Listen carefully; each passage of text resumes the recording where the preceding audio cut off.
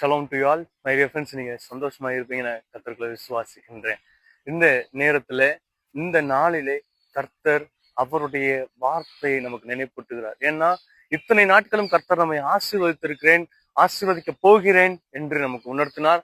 ஒருவேளை அந்த ஆசீர்வாதங்கள் இன்னும் நிறைவேறலையே, கர்த்தர் சொன்ன இந்த வாக்கு தத்தங்கள் இன்னும் நிறைவேறலையே, அவர் சொன்ன இந்த நன்மைகள் என்னுடைய வாழ்வில் வரலையே, நான் கர்த்தரத்துல ஜெபம் பண்ணேன், கர்த்தர் எனக்கு செய்வேன்னு சொன்னாரு, ஆனா இன்னும் நிறைவேறலையேன்னு சொல்லி கலங்கி தேங்கி கொண்டிருக்கிற, ஒருவேளை மிகவும் அதிகமாய் கர்த்தருடைய பாதத்தை இறுக்கி பிடித்து கொண்டிருக்கிற உங்களை பார்த்து, நம்மை பார்த்து கர்த்தர் இன்றைக்கு ஒரு வார்த்தையை நினைப்பூட்டுகிறார்.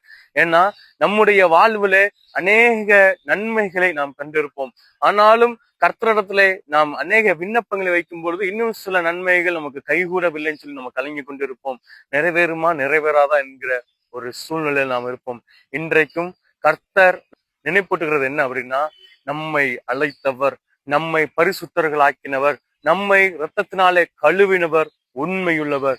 அவர் அப்படியே செய்வார். அவர் சொன்னதை செய்யாமல் இருக்கவே மாட்டார். அவர் சொன்னதை நிச்சயமாகவே செய்து முடிப்பார் என்று அவருடைய வார்த்தையின் மூலமாக இன்றைக்கு நமக்கு நினைப்பூட்டுகிறார். ஒருவேளை நீங்க யோசிக்கலாம், இது தாமதமாய் கொண்டிருக்கிறதே, நான் இவ்வளவு காலமா ஜெபம் பண்ணி கொண்டு இருக்கிறேன், இது தாமதமா இருக்கிற, இன்னும் அது நேரம் நெருங்கவில்லையா அப்படின்னு சொல்லி நீங்க கலங்கி கொண்டிருக்கலாம். ஒருவேளை இது நிறைவேறதுக்குண்டான சாத்திய கூறுகள் இல்லையேன்னு சொல்லி நீங்க தீய கொண்டிருக்கலாம். என்னுடைய சூழ்நிலைகளை பார்க்கும் பொழுது, என்னுடைய உடல் பலவீனங்களை பார்க்கும் பொழுது, கர்த்தர் சொன்ன வாக்கு தத்தம் நிறைவேறுமா அப்படின்ற ஒரு கவலையில நீங்க இருக்கலாம்.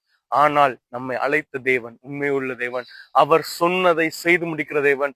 அவர் அப்படியே செய்வார். அவர் சொன்னதை அவ்வனமாக நடத்தி நம்முடைய கண்களுக்கு ஆச்சரியமாய் நம்மை நடத்துவார். எனவே அவருடைய வார்த்தை விசுவாசிக்கிறவர்களாய் நம்முடைய விண்ணப்பங்களை, நமக்கு தேவையான நன்மைகளை, உயர்ந்த ஸ்தானங்களை கர்த்தர் தருவார் என்பதை உணர்ந்தவர்களாய் மகிழ்ச்சியோடு இந்த புதிய நாளை துவக்கம். தேவன் தாமே நம்மை ஆசீர்வதிப்பார். God bless you all.